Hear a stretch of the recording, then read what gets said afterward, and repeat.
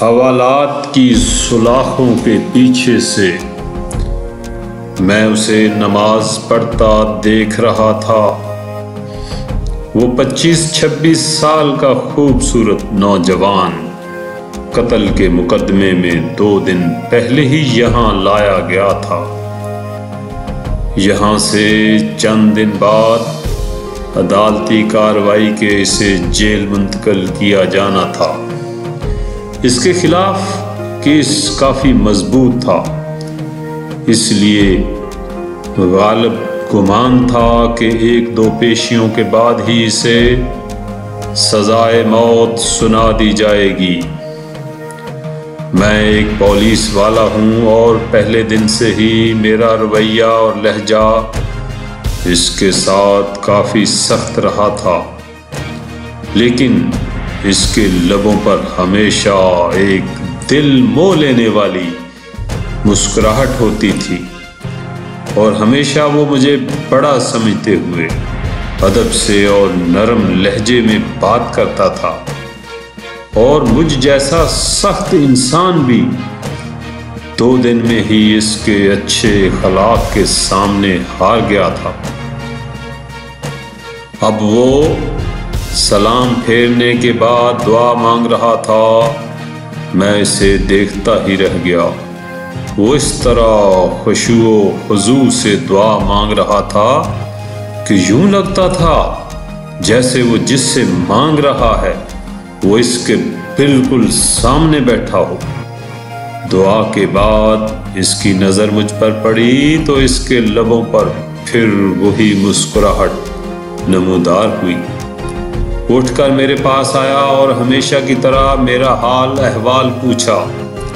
آج خلاف معمول میرا لہجہ کافی نرم تھا۔ باتوں کے دوران میں نے اس سے پوچھا کہ کیا واقعی اس نے قتل جیسا جرم کیا ہے، کیونکہ مجھے اس کی معصومیت سے نہیں لگ رہا تھا کہ وہ قتل جیسا جرم کر سکتا ہے۔ ایک انسان کا قتل پوری انسانیت کا قتل ہے، تو پھر میں ایسا گھناؤنا جرم کیسے کر سکتا ہوں؟ اس نے مسکراتے ہوئے جواب دیا۔ تو پھر میں نے سوالیہ نظروں سے اس کی طرف دیکھا۔ جب اللہ اس دنیا میں کسی کو اختیارات دیتا ہے، نہ تو اکثر لوگ بھول جاتے ہیں کہ یہ اختیارات اللہ کی طرف سے امانت ہیں۔ وہ ان سب کو اپنا کمال اور حق سمجھ بیٹھتے ہیں۔ میرے ساتھ بھی ایسا ہی ہوا۔ میرے علاقے کے ایک بااثر انسان نے قتل کر دیا، اور اتفاق سے میں وہاں سے چند قدم ہی دور تھا۔ اس نے الزام مجھ پر لگا دیا۔ جھوٹے گواہ بھی تیار کر لیے گئے اور میں یہاں آ گیا۔ مجھے دکھ سا ہوا۔ تو تمہارے گھر والوں نے کچھ نہیں کیا؟ گھر والوں نے اپنی سی کوشش کی، لیکن وہی بات، اس معاشرے میں لوگ بھی ڈر کے مارے اس کا ساتھ دیتے ہیں جو طاقتور ہو۔ وہ پھر سے مسکرایا۔ مجھے اس کے سکون کو دیکھ کر حیرت ہوئی۔ تمہیں ڈر نہیں لگتا کہ ہو سکتا ہے کچھ دنوں تک تمہیں موت کی سزا سنا دی جائے؟ انشاءاللہ مجھے کچھ نہیں ہوگا۔ میں نے اس کے آگے اپنی عرضی رکھ دی ہے، جس کے سامنے بڑے سے بڑے بادشاہ کی بھی کوئی حیثیت نہیں۔ اس نے پر یقین لہجے میں جواب دیا۔ میں نے پھر سوالیہ نظروں سے اسے دیکھا۔ میں اپنے اللہ کی بات کر رہا ہوں۔ اسے میری بے گناہی کا علم ہے اور وہ مجھے کچھ نہیں ہونے دے گا۔ اس کے ہر لفظ سے محبت ٹپک رہی تھی۔ تمہیں یقین ہے کہ دعا سے کام ہو جائے گا؟ اگر نہ ہوا تو؟ میں نے پوچھا۔ جب اس سے مانگا جاتا ہے نا، تو پھر شک میں نہیں پڑتے کہ وہ قبول نہیں کرے گا۔ بس سب کچھ اس پر چھوڑ کر انتظار کرتے ہیں۔ اس کے لہجے میں یقین ہی یقین تھا۔ میں بس اس کے چہرے کو تکتا رہ گیا۔ کہ اس سے پہلے اللہ پر اتنا یقین شاید ہی کسی میں دیکھا ہو۔ 3 دن مزید گزر گئے۔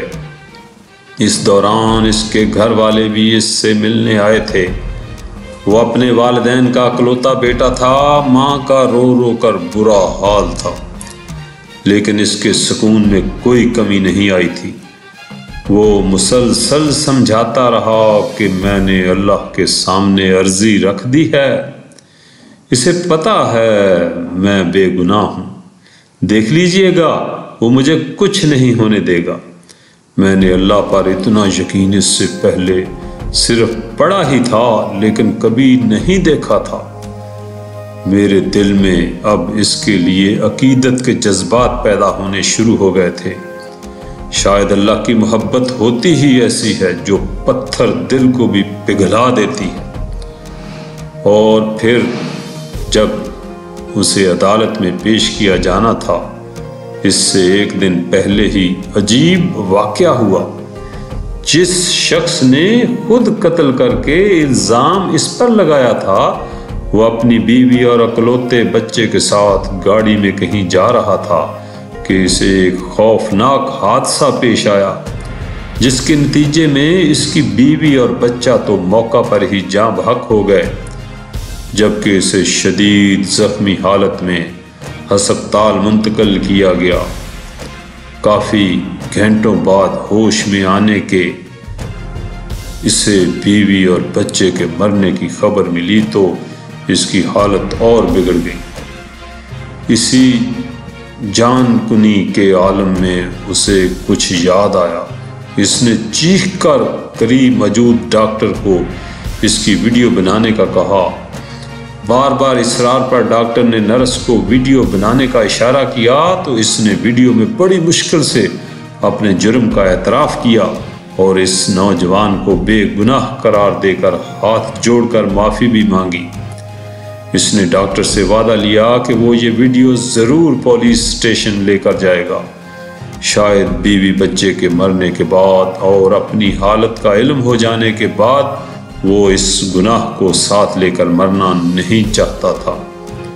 ادھر ویڈیو پولیس اسٹیشن پہنچی، ادھر وہ آدمی مر گیا۔ آج عدالت میں اس کی پیشی تھی۔ عدالت کے سامنے اس کی بے گناہی کا ناقابل تردید ثبوت ویڈیو کی شکل میں موجود تھا، لہٰذا اسے باعزت بری کر دیا گیا۔ میں کمرہ عدالت میں کھڑا گم سم سا سوچ رہا تھا کہ اللہ ان بندوں کی جو صحیح معنوں میں اس پر ایمان لاتے ہیں، ان کی ایسے بھی مدد کر سکتا ہے۔ اس کی ہتھ کڑیاں کھول دی گئی تھیں۔ ماں روتے ہوئے اس سے لپٹ گئی تھی۔ باپ کی آنکھوں میں بھی آنسو تھے۔ آج اس کی آنکھوں میں بھی آنسو تھے، شاید اس وجہ سے کہ اللہ نے اسے ان حالات میں تنہا نہیں چھوڑا تھا اور اس طرح سے اس کی مدد کی تھی جس کا کسی کو وہم و گمان تک نہ تھا۔ اور مجھے یاد ہے مجھ سے ملنے کے بعد جب وہ جانے لگا تھا تو میں نے اسے کہا تھا کہ وہ کوئی ایسی بات بتا کر جائے جسے میں ہمیشہ یاد رکھوں، تو اس کے الفاظ تھے، اللہ سے بڑھ کر کوئی ہمدرد اور دوست نہیں، جب بھی کوئی مشکل پیش آئے اسی سے معافی مانگیں، اسی سے مدد مانگیں اور پھر یقین بھی رکھیں کہ وہ قبول کرے گا۔ وہ محض کسی سوچ یا تصور کا نام تو ہے نہیں، بلکہ وہ تو ایک زندہ حقیقت ہے۔ وہ اس وقت بھی ہمارے ساتھ ہے، شارق سے بھی قریب۔ وہ ہمیں دیکھتا رہتا ہے کہ مشکل میں ہمارا رد عمل کیا ہوگا، اور جو اس سے مانگ کر شک میں نہیں پڑتے، اللہ بھی انہیں کبھی تنہا نہیں چھوڑتا۔ ایسے طریقوں سے اس کی مدد کرتا ہے کہ عقل حیران رہ جاتی ہے۔ وہ اب واپس جا رہا تھا اور مجھے یوں محسوس ہو رہا تھا جیسے میں آج ہی مسلمان ہوا ہوں، یا جیسے میں نے آج اپنے اللہ کو پا لیا ہے۔ اللہ کی عدالت اور ذات بہت بڑی ہے۔ یہاں کوئی رشوت نہیں لیتا، کوئی سفارش نہیں چلتی، صرف انصاف ہوتا ہے، اور اللہ اپنے بندوں سے بہت پیار کرتا ہے۔ اللہ جو کرتا ہے وہی بہتر ہوتا ہے، مگر ہم سب کے ایمانوں میں فرق آ گیا ہے۔ پیسے پر اور لوگوں پر ایمان ہے، اگر اسی طرح صرف اللہ پر ایمان ہمارا مضبوط ہو گیا تو اللہ انصاف کرے گا۔ ربنا تقبل منا انک انت السمیع العلیم۔